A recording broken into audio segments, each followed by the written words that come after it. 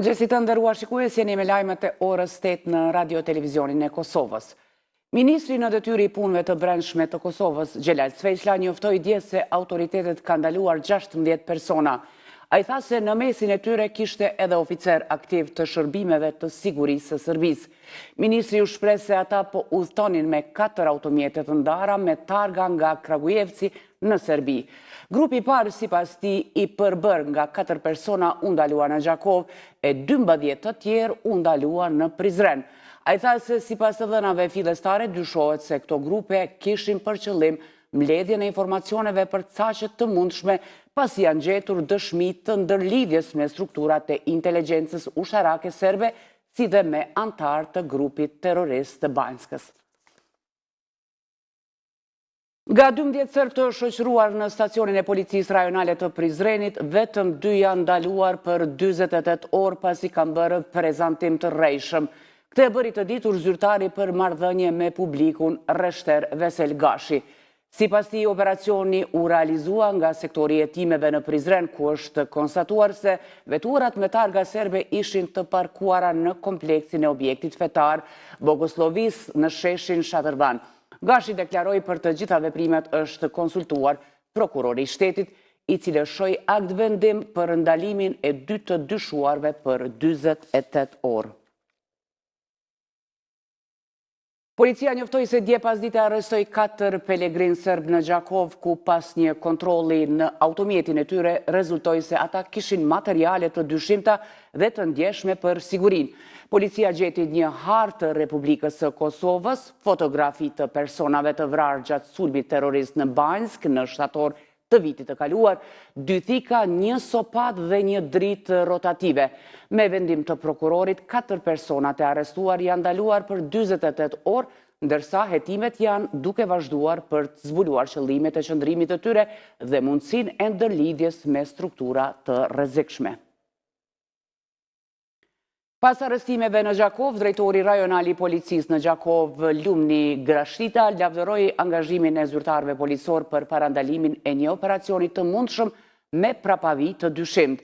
Ai tha se edhe kësaj radhe, si shumë herë më parë, djeme vajza që me devotshmëri i shërbejnë dheut triumfuan përballë strukturave shtetërore kriminale serbe.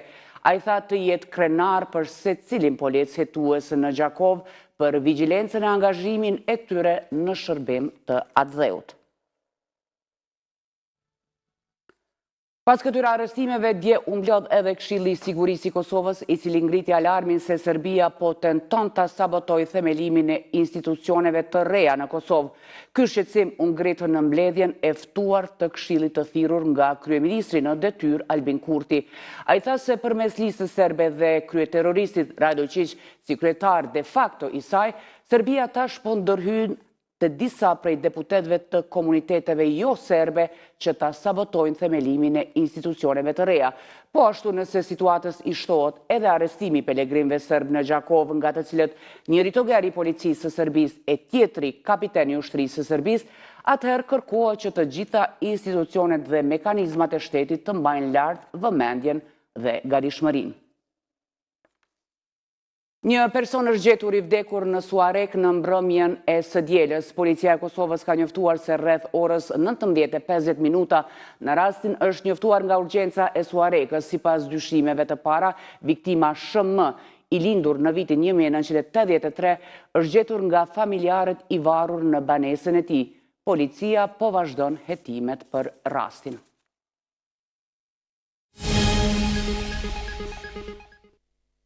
Javën që lan pas, lideri vetëvendosjes Albin Kurti takoi për konsultime drejtuesit e partive të komuniteteve jo serbe në Kosovë, ndërsa të martën kreu aktual i kuvendit Konjuvsa do t'i pres në takim liderët e partive politike për diskutuar përgatitjen e seancës konstituive të legjislaturës së 9 të thirrur për datën 15 prill.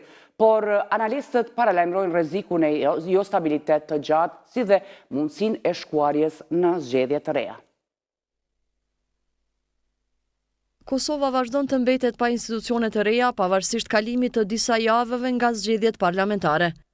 Analistët politik vlerësojnë se kjo zvarritje ka ardhur si pasojë një rezultati që nuk i ka konvenuar asnjërs nga partitë politike dhe mungesës së vullnetit për kompromis. Analisti politik Artan Muhaxhiri tha për televizionin se një koalicion mes vetëvendosjes, nismës dhe pakicave është opsioni më realist, por sipas tij, as ky nuk garanton stabilitet të plotë. Nëse nuk ndodh ky opsion pra mes lëvizjes vendosje dhe nismës, atëherë do të shkojmë gjithsesi në zgjedhje të reja, por në çdo skenar, në çdo model, qeveria ardhshme do të jetë jo stabile, sepse presionet janë shumë të mëdha, veçanërisht është çështja e dialogut, është çështja e asociacionit. Edhe analisti Arnor Sadiku po konsideron se koalicionet janë të pashmangshme në këtë rast. Kjo do të ndodhë mbetet më po pas që kemi po bukur një rezistencë partive opozitare, veçanërisht fundmi pas deklaratës që dha zoti Kurti pas ditës zgjedhjeve në mramje. Njohësit e çështjeve politike janë të një mendimi se zgjedhja e presidentit do të jetë një sfidë më vete, ndërsa për të siguruar votat e nevojshme do të duhet bashkëpunim me opozitën, diçka që sipas tyre aktualisht duket larg realitetit. Edhe zgjedhja e presidentit do të jetë një barë e re, sepse me këtë hendek pozit-opozit do të jetë shumë vështirë që të gjendet një kandidaturë që do t'i plotësoj kërkesën për 80 deputet. Prandaj Kosovën e pret një periudhë e jo stabilitetit të dukshëm. I duhet për tema nacionale veçanërisht të bashkëpunoj me opozitën dhe të bashkërendoj ato tema që në mënyrë që kur vije koha e presidentit, opozita mos të jetë arrogante që ta shëvjani në zgjedhje, po të krijat korumin e nevojshëm që kërkohet për të kaluar te zgjedhja për shumicë thjesht të presidentit me 61 vota në herën e tretë.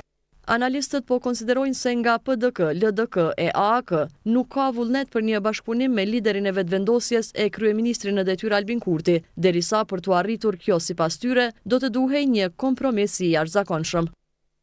Nderuar shikues, ishin këto të gjitha informacionet e përgatitura për sot. Ju falenderoj që na ndoqët dhe mirupafshim në edicionin e orës 9.